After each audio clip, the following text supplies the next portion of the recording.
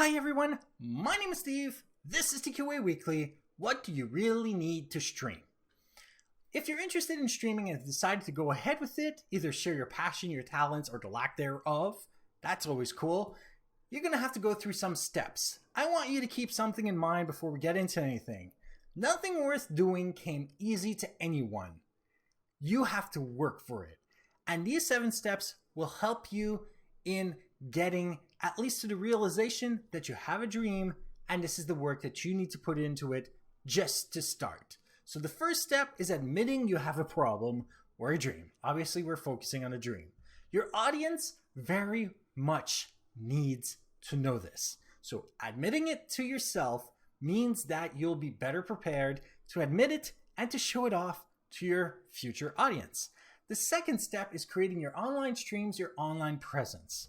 It used to be that it was a great idea to go to YouTube, Twitch, or Mixer and make your community there. If you're just starting and you need some sort of way at making yourself feel like you're succeeding, you might want to stream on all the platforms at once using a service like Restream. It's definitely a benefit for you emotionally and psychologically if you're getting 3, 4, 5 people watching on each of these platforms. So instead of getting 2 or 3 people on Twitch because it's exceedingly hard to succeed there, maybe you're getting 15 people but over multiple platforms at the same time. And if you succeed as partner on YouTube, you can continue streaming to the other platforms, there's no problem.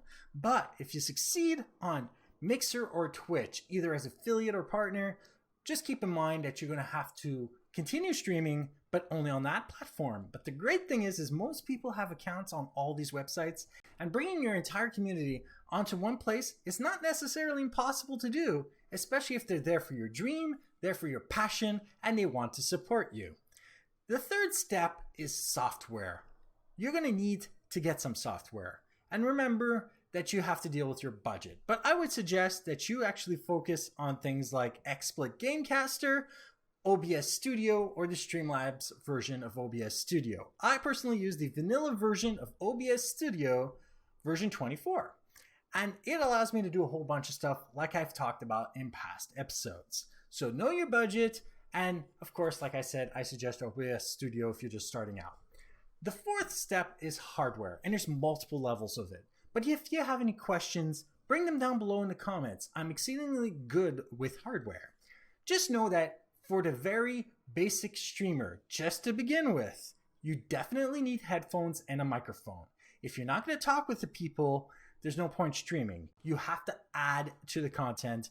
That is part of the agreement. So you definitely need a microphone. If you want people to be more interested in you and make it in such a way that you're more relatable, get a webcam so they can see you. If you want to, be part of the video game and not have the room behind you inside of it, get a green screen. And if you're going to, get lights. They're not expensive. Amazon is your friend. The fifth step is knowing the specifications of everything that you need.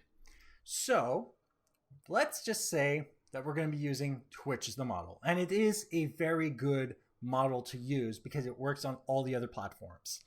Most people would be streaming at about 1080p 60 FPS, which means that you should be streaming with a video bitrate of 6,000 kilobits per second and an audio bitrate of about 160 kilobits per second. In OBS Studio, I activated dynamically change bitrate to manage congestion to solve some issues, which I don't really have, but it's still there, still turned on just in case. So the sixth step is make a schedule and keep it. There's a very good reason to this. Viewers and potential fans, people of your community, want to know when you are in line. So streaming whenever you want is good, but if you want to maintain a community, have a community, the type of community that doesn't need you to really say on Facebook and Twitter that you're about to stream, make a schedule and keep it. Post it somewhere that they can see, preferably under the player where you're going to be streaming. That way they know when you're going to be, because it's much like your favorite TV show. You know when it's going to play and on what channel. They need to know this too. And the seventh and more important step, know what you're going to be streaming. So I am currently streaming Assassin's Creed Odyssey level 75, playing as Cassandra, and everything about my character is specced out, what they often called overpowered, according to my community. But that's not why they're watching.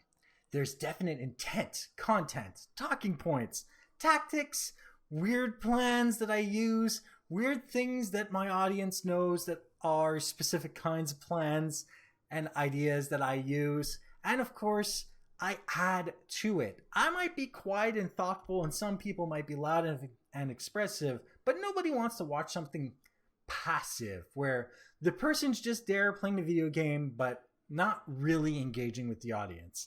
If you need to drop the game's difficulty from hilariously dangerous down to low, do it so. You have to be engaged with your audience, and that's what is definitely important about streaming, the engagement.